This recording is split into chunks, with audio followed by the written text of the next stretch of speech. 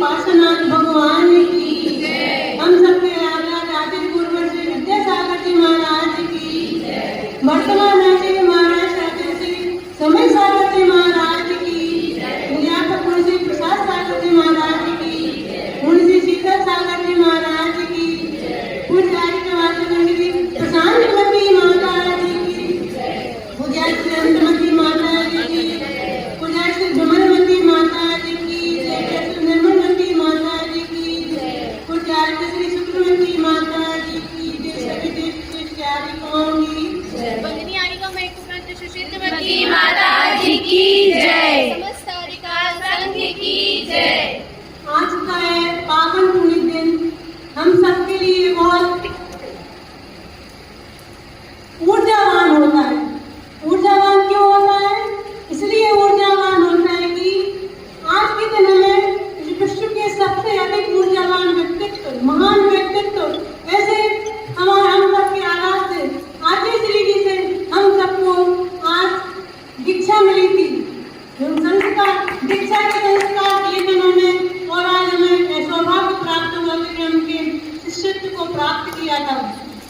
एक और हम लोग बहुत समय से गुरु जी के चरणों में बार बार निवेदन करते थे, गुरु जी हमें दीक्षा लेना है, हमें भी महावृत्तियों के साथ रहेंगे, महावृत्ति बनना है।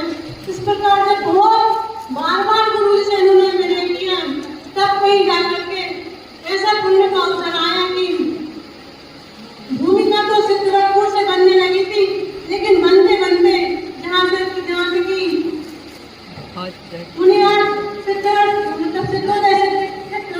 वहाँ पर हम सबकी दीक्षा का अवसर तक हम सबको प्राप्त हुआ, और हम लोग की दीक्षा बहुत सडनली हुई थी।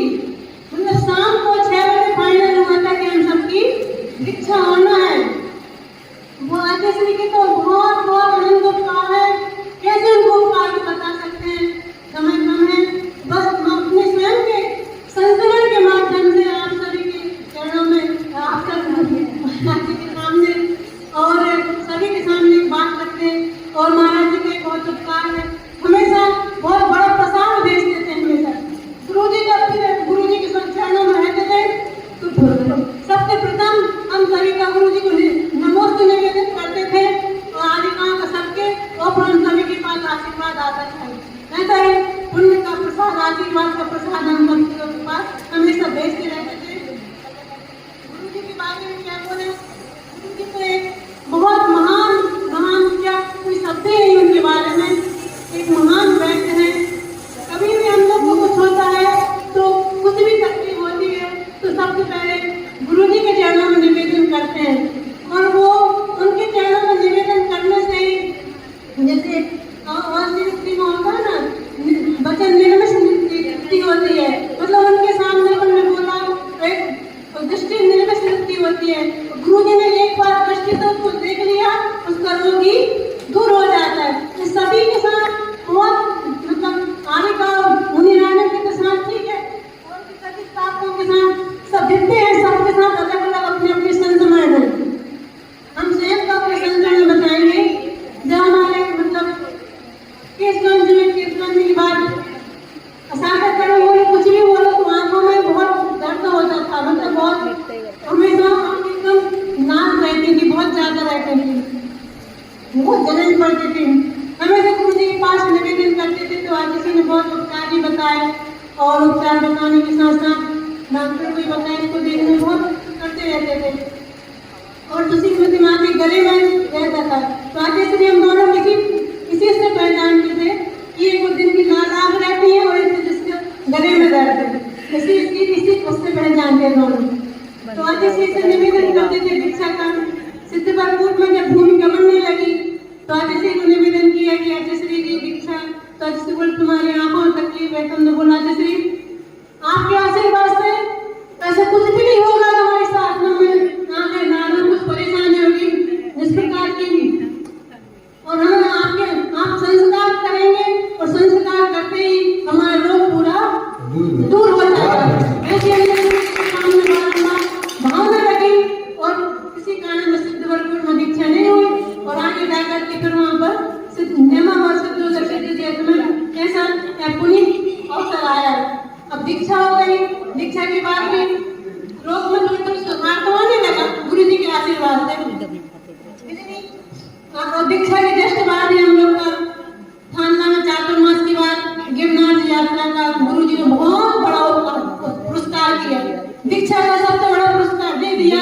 सबसे पहले दीक्षा के बाद हम लोग को गिरनार जी की गिरनार जी की हम लोग की यात्रा हुई। यात्रा के बाद जब गुरु जी से दर्शन किए तो आचार्य ने ऐसे पूछा, सभी लोग बैठे थे, माधुरी हम लोग बोल रहे थे बैठे थे, तो आचार्य ने पूछा ऐसा आंख की तरह इशारा करके कि कैसे ठीक रहता है।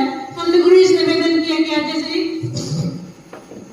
कभी कभी मतलब चश्मा पर सनग्लास का चश्मा नहीं था, मतलब धूल धूल धुआं किसी भी सबसे एलर्जी थी, सनग्लास चश्मा लगाते थे। तो आचार्य दीक्षा के बाद तो कम कर दिया लगाना, फिर भी आचार्य से निवेदन किया कि कभी कभी बहुत धूप होती है तो हम उसको चश्मा को लगा लेते हैं। तो आचार्य ने मतलब देखा, बोले कुछ नहीं, सोचे फिर बोले मतलब देख उनको पूरा गुरु जी को पूरा अधिकार है कि सब कुछ गुस्से के लिए बोल सकते हैं, लेकिन कितना समीचीन और विधि रूप में बोलते हैं। तो आचार्य बोले बड़ी माता को इशारा करके बोले कि हाथ में पिछी है, सफेद साड़ी है, चश्मा ठीक नहीं है, काला चश्मा मतलब सनग्लास था, ठीक नहीं लगता, कुछ नहीं बोले। तो ऐसा नहीं बोले कि नहीं लगाना, फिर हमने जैसे समझ गए भाव की बातें से क्या स्वभाव है, तुरंत हमने निवेदन किया कि गुरु जी आज से हम रंगीन चश्मा नहीं लगाएंगे। तो हम आज जैसे हमें भी कुछ नहीं देखते, बड़े कुछ भी होता है तो बड़ों के ऊपर दृष्टि जाती है, जैसे मतलब उनकी जवाबदारी है, कुछ होगा तो अपन तो अपने निश्चिंत रहते हैं, उनकी जवाबदारी है। तो आज जैसे माता जी की साइड देखा, माता जी ने देखा, हमने बोला माता जी गुरु जी के आशीर्वाद से सब ठीक हो जाएगा, आँख सब सफेद हो जाएगी, रंगीन चश्मा लगाने का अवसर ही नहीं। इस प्रकार से हम तुरंत हमने चश्मा तैयार कर दिया। उसके बाद समय निकलता गया, फिर हम लोग विदिशा पहुंचे, गोमतेश यात्रा की बात चल रही थी गोमतेश की। हमने फिर आगे से निवेदन किया कि अगर लंबी यात्रा है अगर कुछ आवश्यकता पड़ जाएगी तो चश्मा लगा सकते, लगाना तो नहीं था, फिर भी गुरु जी से कुछ बोलो तो उनसे बहुत सारे उनकी बातें मिल जाती, सूत्र मिल जाते, और आचार्य का एक एक सूत्र हमारे जीवन के लिए बहुत बड़ी पूंजी हो जाती है। तो हमने गुरु जी से निवेदन किया कि आचार्य जो धूप पड़ेगी तो कैसे करें।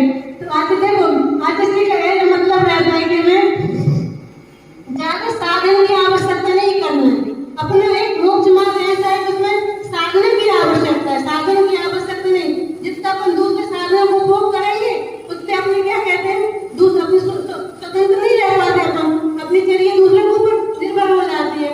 तो आचार्य का यही मतलब था। उन्होंने हमने बोला तो आचार्य कितने अच्छे से बोले, आचार्य ने ये बोला कि आप लोग कुछ नहीं फिर कराया, फिर बोले आप लोग के पास पल्लू है ना, पल्लू साड़ी का पल्लू है ना, ऐसे हाथ करके बोले, ऐसे हाथ दोनों हाथ किए ऐसे करके बोले धूप लगती है ना तो हाथ कर साड़ी का पल्लू लगा लिया, साड़ी का पल्लू लगा लिया करो, जिससे धूप भी नहीं लगेगी और मर्यादा भी बनी रहेगी। तो ऐसे प्रत्येक समय गुरु जी हमको आशीर्वाद, और उसके बाद फिर चश्मा नहीं लगाया और धीरे धीरे क्रम से यहाँ पे जो लालिमा थी और सफेद होने लगे, मतलब गुरु जी के आशीर्वाद से। तो ऐसे बहुत हमारे गुरु जी महान वैद्यराज है, किसी वैद्य की आवश्यकता नहीं रहती। वे बोलते हैं हाथ से एक बार पर ऊपर से नीचे तक जिसको देख लिया उसके सभी लोग अपने आप ही चले जाते हैं। इस प्रकार सबके घर में संस्मरण रहते हैं। और बात जैसे दीक्षा हो गई, दीक्षा के बाद आतिश्री से बहुत मतलब अब तो ऐसा हो गई है, दीक्षा के बाद आतिश्री हम सबको अलग कर देते हैं। अब दीक्षा तो दे दी आतिश्री, अब उसके बाद संस्कार कर दिए, महाव्रत के संस्कार करके उसके बाद बीजारोपण कर दिए। तो उन बीजों को पल्लवित कौन करेगा, सुरक्षा कौन करेगा, इस सब की जवाबदारी हमारी बड़ी माता जी, बड़ी माता जी के साथ रहने वाले कदम से कदम मिलाने वाले उनकी हमारी चारों माता जी हैं। हम सबको बहुत संपत्ति है, हम बिल्कुल मतलब संबल दे देकर हम लोग हमेशा आगे बढ़ाते रहते हैं। जैसे अभी माता जी कार्टून में पढ़ा रही थी तो परीक्षा हुई, जबकि हम लोग के नंबर कितना नहीं था, लेकिन बड़ी माता जी की इतनी प्रसन्नता सभी माता जी को हमारी आत्मा बहुत अच्छे पेपर बहुत अच्छा पेपर किया सबसे। पहले क्या था कि कुछ प्रशांत की माता के साथ थे, हम लोग सब उनके साथ जुड़े, उनका भी बहुत उपकार है जीवन में, हम लोग के बहुत संस्कार दिए उन्होंने। और बड़ी माता जी का दूसरा नंबर था, तो आज इसी का वो था कि अब बड़ी माता जी मतलब माता जी को आगे बढ़ाना है, बहुत करते थे। अब आज हमारी यार का बड़ी बताएंगे सब, हम थोड़ा सा बात बता दे रहे हैं। तो आज इसी का था, आज इसी मतलब बड़ी माँ की तैयार नहीं थी, उन्होंने बड़ी माँ से आधे माँ से निवेदन किया कि आगे श्री जी हम लोग उस समय 13 आई गए थी, माता जी ने निवेदन किया गुरु जी से, गुरु जी बड़ी माता जी के साथ में भी 13 माता जी हैं और उनके साथ हम लोग मतलब और कर दो 13 के साथ 33 हो जाएंगे, लेकिन हम उन्हीं के चरणों में रहेंगे, हमें आगे नहीं आना। ऐसे करके निवेदन किया जाए तो आखिर महाराज बोले हमारी माता जी को कि कब तक पंगत में बैठी रहोगी, पंगत में कब तक बैठी रहोगे, भोजन परोसना भी सीखी तो उनको सब कुछ था, गुरु जी को पहले से सब देखते जाते किसमें कौन सी योग्यता है क्या है, लेकिन आज इसने कब तक को परोसना सीखो। तो देख रहे हैं आप सब लोग बताने की उसमें क्या आवश्यकता है, बताने की आवश्यकता नहीं है। तो माता जी हम सबको सब श्रावक को सबको संतुष्ट करते रहते हैं और सबको भोजन परोसते रहते हैं। इस प्रकार और हमारी कुछ विमलमती माता जी, निर्मलमती माता, सुकुमती, इस प्रकार के 4 स्तंभ हैं। जैसे मकान के लिए 4 अलग रहते हैं, उसी प्रकार एक भी अगर कुछ हो जाता तो मकान की स्थिति गड़बड़ हो जाती। 4 माता जी हम सभी पूरी आरिकाओं को, पहले हम लोग बड़ा संघ था 20 आरिकाएं थे, सबको बहुत अच्छे से हम लोग बहुत बिल्कुल निर्विकल्प होकर रहते हैं। कभी किसी चीज आप लोग सब देखते हैं कितने बिल्कुल प्रसन्न रहते हैं, निर्विकल्प, कोई चीज की कुछ विकल्प नहीं, बस जो कुछ है बस गुरु जी का है। और अभी वर्तमान आचार्य महाराज अपने समय सागर महाराज, उनका भी बहुत वास्तव हम लोग कर दिया। कुंडलपुर में हम लोग 2 महीने रहे, पिछले साल अभी जबलपुर में भी हम लोग बहुत अच्छे से रहे, उनका भी बहुत है। हमारे यहाँ महाराज जी आतिश महाराज के आने से पहले एक कीड़ा ने काट के हमारे यहाँ पर सूजन आ गई, तो आतिश महाराज को बहुत चिंता, मतलब हम नहीं भी गए तो नहीं जा पाए वहाँ, तो माता लोग से पूछे थे इसका, सारे करके पूछ रहे थे मतलब कि कैसा है क्या है ऐसा, और बहुत हाँ महाराज जिसकी बहुत उपकार है। अभी हम सबको बहुत गुरु जी के संस्मरण सुनाते रहते हैं, बहुत अच्छा आनंद आता है और अच्छा लगता है बहुत हम सब लोगों को। अब और समय नहीं है, अब आप